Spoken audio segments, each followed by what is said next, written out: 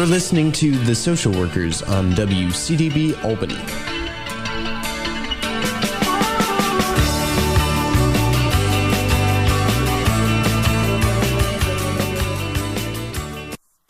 And welcome back to the Social Workers live radio talk show here on WCDB Albany. I'm your co-host, Eric Hardiman, and I'm here with my always co-host.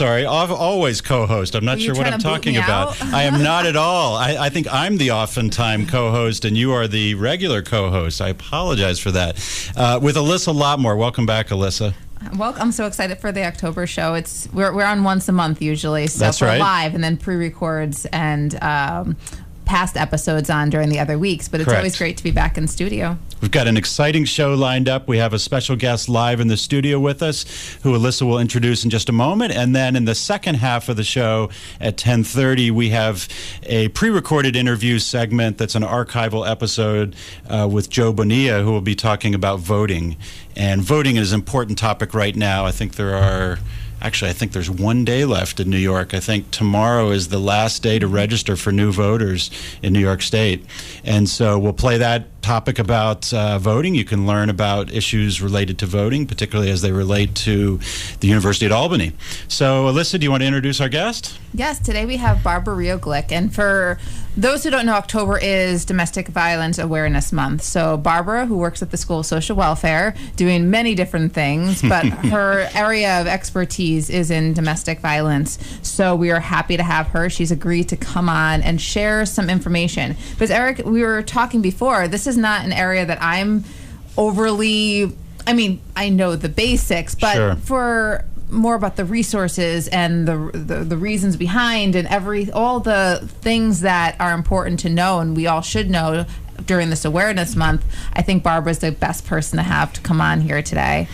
Yeah, we've got an expert in-house, and Barbara works with students and faculty at the university and has been at the university for 20 years. 20 years. Congratulations. Thank you. Wow. We're lucky to have had you that long. Thank you. So welcome, Barbara, and let's talk about domestic violence a little bit. Okay.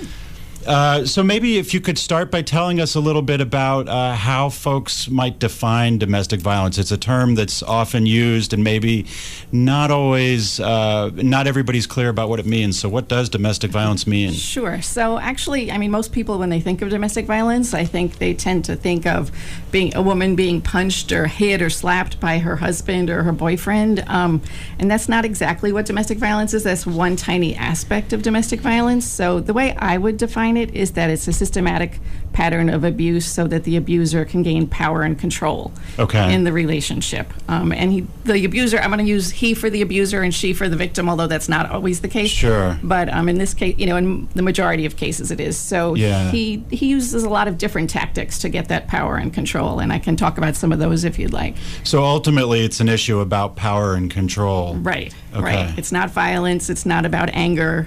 People often make those mistakes. Right. I think colloquially people talk about anger and substance drinking and substance use, and I'm sure those topics are interconnected, but not right. So solely. Right. So they're interconnected, but one doesn't cause the other. Substance abuse doesn't cause domestic violence. Okay. Often it's an excuse for domestic violence. Interesting. Yeah. And actually it's been shown through studies that becoming clean and sober does not end domestic violence. Because it is about power and control. It's not about drinking. It's not about drugs. It's not about anger even, as people often think. Yeah. I know there have also been, a lot of movies, films, TV shows about domestic violence and about specific situations.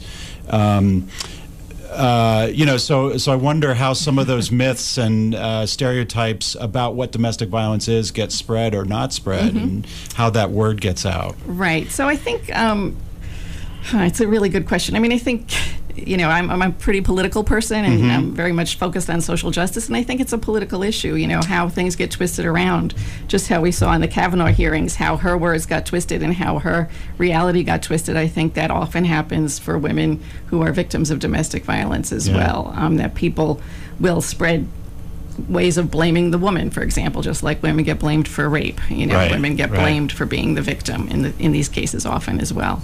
And like with the Kavanaugh case and with the Me Too movement, I think with domestic violence, at least the way I understand it, is that there are also issues of safety in terms of perceived safety with coming forward. Absolutely. And disclosure, and so that people that are the victims of domestic violence maybe are not always coming forward because of fears about how they will be received. Absolutely. It's also a very underreported crime. Okay. And women often are not believed, and because oftentimes abusers are not who people would think would be abusers. They're often pillars of the society, people who look really good out in public. Someone like Judge Kavanaugh, for example, who Sure. looks really good in a lot of ways, very successful, very well known, all those kinds of things. Yeah. And so people tend not to think that this is actually happening behind closed doors.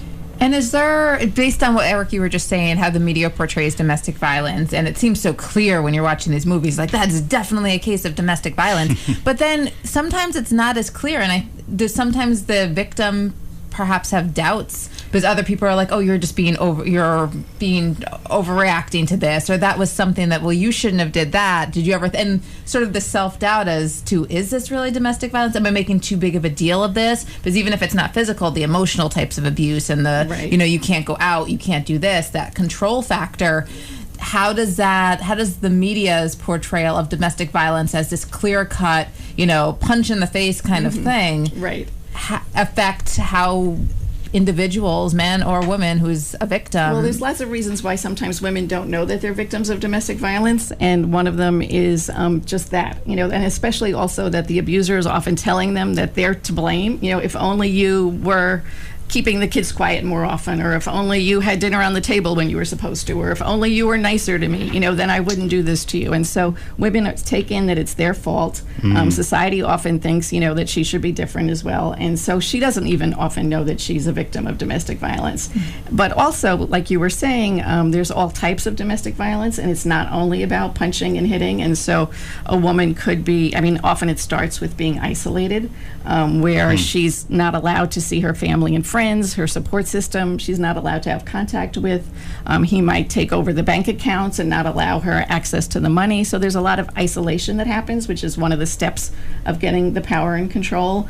And then there's, like you mentioned, the verbal abuse and the emotional abuse. And actually victims will often say that, the scars from the punching and the hitting and the kicking and the burning will go away, but those emotional scars don't go away. Right. Being belittled, being humiliated, being told that she was crazy, that she was no good, all those kinds of things that happen. So that's a big piece of domestic violence, is the verbal, emotional, and psychological abuse. Well, that even can convince someone to stay, because you begin to think, well, maybe this is me, or maybe I am worthless, or not, and it's hard to say, well, how do you just go to that? But after a cycle of this happening over and over and over again, I'm assuming it can just really take over the mind, right? And the self-esteem and everything about. Yeah.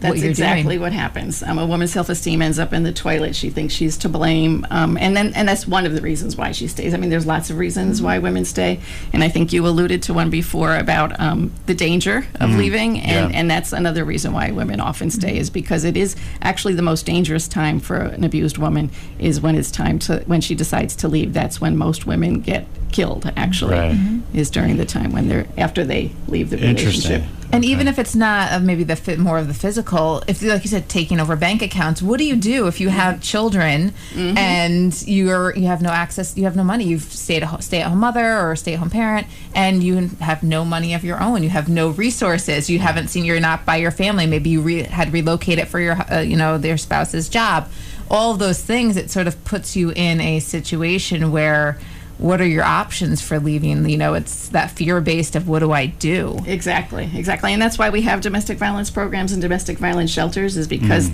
women often don't have any place to go because of the power and control that's been exerted over them. So that's, one option for women, but not everybody knows of that option, or they have images of what a shelter would be like, and they don't want to do that, or they don't want to disrupt their children's lives and bring them to a different school system. And so there's lots of reasons why that becomes a difficult move to make. So listening to you and listening to our conversation, it strikes me that this is a really complex problem. This is a social problem that's intertwined with all kinds of other issues, power, privilege, all sorts of things in society. And complex problems are really difficult to deal with. And I wonder, this maybe is an unfair question, so it's fine if you want me to solve the problem? I would love for you to solve the problem. But I guess I'm curious if you've seen any changes over time in how, at least here in the U.S., how we've dealt with this as a social problem. Yes, definitely. I mean, I've been doing this since 1980, so I have seen a ton of changes and things have, just in terms of even public awareness and having Domestic Violence Awareness Month, which we didn't have until 1987. That's one change. But there's also been changes in terms of seeing it as a crime. I mean, for many years, it was not prosecuted as a crime. It's still difficult sometimes to get things, but it's better than it was. There's also, I think in the 90s probably mostly, we started having often community coordinated responses to violence. And so now there's often battered women's advocates in police stations, for example, that go out on calls with police. So there's communities that are coordinating around how are we going to respond to this issue, and so that's been a nice change, I think. So say a little more about that if you could. So women going out with the police to provide, what's the rationale for that? Right. So I think just because they're more trained in the dynamics of domestic violence, they can help. Also, if there's any way of helping the woman see what her resources are, oftentimes advocates will carry a very tiny card that have all the phone numbers and everything that she needs to know, and if there's a way to slip that to the victim, she can. But also to help the police make a decision about, can I take this person and put them away right now and get them out of the house? In the old days, oftentimes when police would be called to the house, they would just walk the guy around the block, talk to him, and bring him back home and tell him not to do it again. Slap him on the wrist. Right. Yeah. Right. Wow.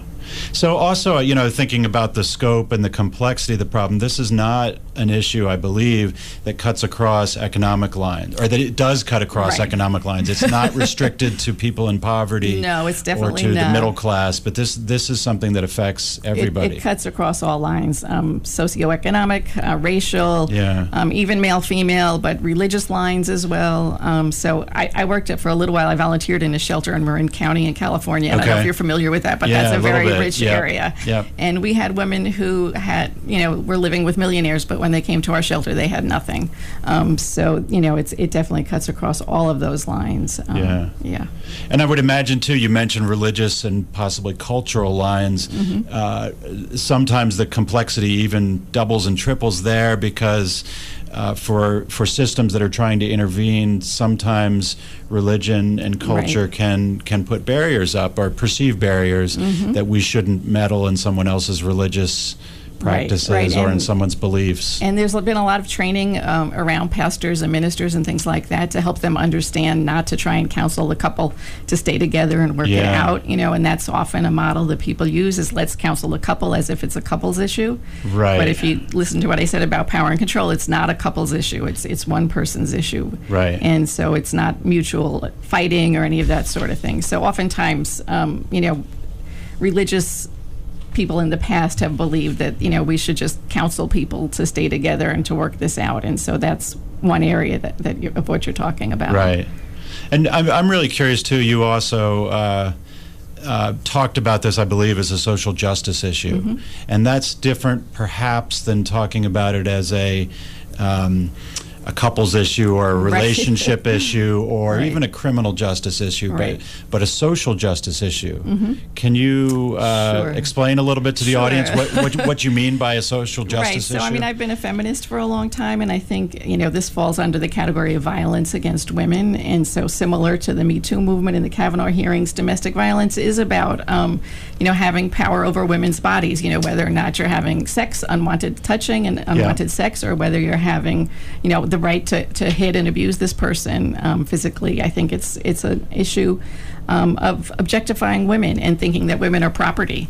And so that's something that's actually been true for a long, going back historically, women have been viewed as property. Right. And actually up until not too long ago, it was considered okay to have unwanted sex with your wife. If you were married to someone, marital rape was legal, and that's one of the changes that came as a result of the violence against women movement, was saying no, women have the right to say no to having sex when they don't want to in their marriage. Sure. So we have made strides, and we have made policy strides, and there are nationally and statewide, there are changes that have been positive, it sounds like. Yes, although we're also going backwards a little bit. In 1994, the Violence Against Women Act was first authorized. Senator Biden was one of the co-sponsors of that act. And it was renewed several times. And then in 2012 or 13, I think 2012, when it came up, some of the same senators whose names we'll recognize now, Senator Grassley, Senator Orrin Hatch, voted against it. And there was a big, it took a while to get it reauthorized just in the last 5 years. Interesting. Yeah. But it's active now. It is active now, yep. Good, good. Yeah. So you've talked a lot about, and you've been doing this for such a long time, and the public awareness has it's increased a little bit more throughout the years and has changed. How does what's going on now impact? I would say that the myths persist. Just like the two of you said, you don't have that much knowledge about domestic violence. I think that a lot of those myths still persist with people. A lot of people want to distance themselves from the idea that this could happen to me, even though I just said it could cut across all those lines. People want to think somehow I'm different and that would never happen to me. And so I think that the myth that, that this only happens to certain types of women or that a woman can just leave whenever she wants to, still is about a lot of misunderstanding that the general public has. But I think on a social level and a policy level, we have made strides. Hopefully, we'll keep those strides. So, what a terminological question, maybe, but we've always, or maybe not always, but certainly in the past 20 to 30 years, called it domestic violence. And I'm hearing a lot more use now of the term intimate partner violence, IPV. For maybe folks who are listening and have not heard that term or are not familiar with the term intimate partner violence, what are there differences between that and domestic violence, and why the change? I think they're pretty synonymous. I'm not sure why the change happened, other than that domestic violence was often being sort of correlated with women and men, and since we now know that it happens in same-sex relationships as well, that I think people wanted to make it a little more inclusive term. It's not only people who live in the same household. Also, I mean, domestic means household, and so it's not only necessarily people who are living in the same household. So I think it's a little bit more of an inclusive and a little more exacting type of term. And not restricted to marriage as well. Right. Whereas maybe in the past, certainly I'm thinking the middle part of the last century, domestic often related to marriage and sort of traditional norms. Exactly. Yeah, interesting. Okay. So what are the biggest challenges teaching students and preparing social workers to address the issues of domestic violence? Because it's not an easy thing to tackle, and you're an instructor in a class, so how do you prepare students? It's interesting because I haven't taught a course specifically on domestic violence, but I have been a guest speaker on this topic in people's classes. And I think, again, just challenging the myths that people have. I mean, I think a lot of social work students want to think that counseling is the answer for everyone. And so helping them see that it's not a couples counseling issue, that it's not about anger management. I mean, people want to think that if we can only help him manage his anger, that's going to be a solution. And so helping people sort of get over some of those beliefs. Also, the whole one about drugs and alcohol. People will often think, if we help him get sober, that's going to help it. But it's not a psychoanalytic problem. It's not a problem from within the woman. I know women who were very strong, independent women until they got involved with someone who, basically exerted power and control over them in a very systematic, slow manner until they felt like they had no self-esteem. So really what the solutions, or the way to help a woman, is not about, being a great clinician. In my mind, it's about helping a woman with self-esteem, like you mentioned. It's about helping her have a safety plan. It's about helping her see that she has value. So I think that it's more about support than it is about, being clinically skilled in some ways. Right. And I wonder, too, you mentioned support, and that the way you were talking, it was individual support, but I wonder, too, if part of the solution is having more supports in society and in the community, and having violence, partner violence or domestic violence, be more talked about. Absolutely. So that when we suspect that someone we know maybe is being victimized, or abused or in a relationship that may have that component to it, that there are resources that we know immediately that we can talk to that person and offer resources rather than having this be a hidden secret. Right, absolutely. And I think the other piece that's important too is just to stay friends with that person. I mean, because the abuser is really trying very hard to isolate her, that if you can stay constant, and people find that challenging because the average battered woman leaves home about 7 times before she leaves for good, and so 7 times. Wow. Friends will get frustrated. They'll think they're beating their heads against the wall, and Right. they'll lose faith in her and start to blame her. And so, if you can stay constantly supportive through the whole thing without judging, Okay. that's the best thing I think that you can do, as well as helping someone with the resources, but also believing her when she says it's not safe for me to leave. She'll know the best when it's safe for her to leave, and helping her come up with a plan that's going to work that she feels comfortable with. I mean, I think all of these are great things during this awareness month, because there's always, sometimes we don't know what to say, or we might see something and say, well, is this my place? Or that's not, I don't want to interfere in their relationship. I don't know if I should say something. And it's the time where we can speak up, or we can say something to somebody and say, hey, this is not, here's what's going on. I would say definitely, but to do it in a way that is not putting a label on it. So you don't want to say to a woman, I think you're an abused woman, or I think you're in a domestic violence situation. You might say, it looks like you're having some problems with your relationship, and I'm worried about you, I'm concerned about you, I'm concerned Right. about your safety. Expressing concern rather than putting a label on something or somebody, because a woman, he's been trying to convince her that he's not abusing her, that it's all her fault. So if you come in and you blame him, or you put a label on it, that's likely to alienate her. Okay. And we talked a little bit about the media discourse and about movies and the power of the media. One of the things that's really fascinating to me right now is with the Me Too movement and some other movements happening socially around the world. Really, people are starting to come forward with their own lived experience of whatever phenomenon it is, whether it's sexual assault, whether it's domestic violence. I'm wondering if that phenomenon of self-disclosure and of people taking ownership over their own experience and trying to use that experience for positive in the community. Do you see that starting to change in domestic violence as well? I don't think I have actually as much. I mean, I think the Me Too movement is more because women are not with those partners, or that they're often, it's something that happened a while ago, or that Right. it's safer to talk about.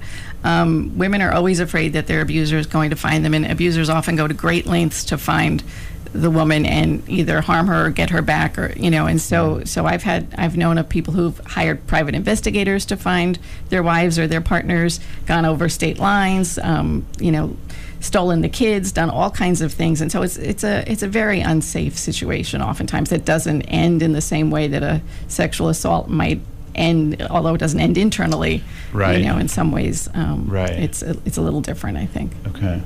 We have about 1 minute left. Is there any thing that you want to leave with us? Because this is such an important topic. It's something that, as you said, you don't have to be a clinician. You don't have to be a counselor to be able to offer support and offer resources to an individual. So what are some things that you can leave us with as we...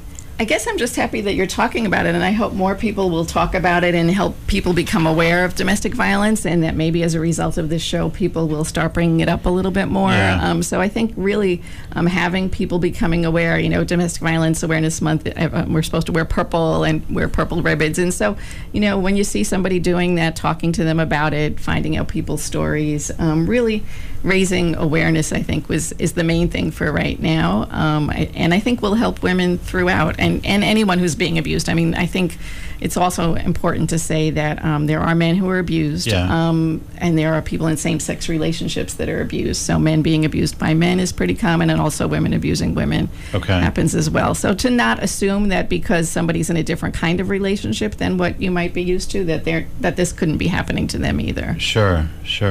And if we have listeners that are absorbing this conversation and thinking about it and thinking about people they know who might be in dangerous situations? Are there resources locally Yes. that you would recommend? Yes, so there's lots of every county should have at least one domestic violence program, and so if someone needs to find out the domestic violence program in their county, they should call the New York State Coalition Against Domestic Violence, and I can give Okay. that number on. That would be great. Okay. Yeah. So the hotline number for New York State is 1-800-942-6906.